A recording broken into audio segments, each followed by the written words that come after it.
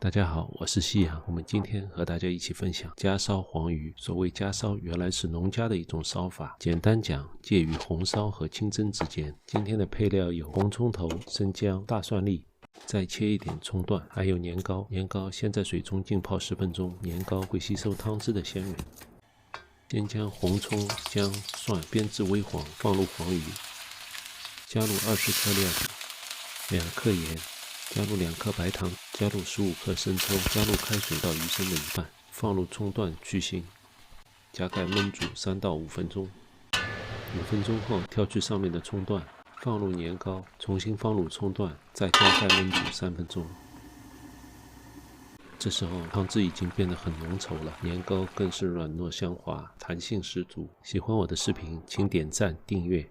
黄鱼肉质细嫩，香气扑鼻，你闻到香味了吗？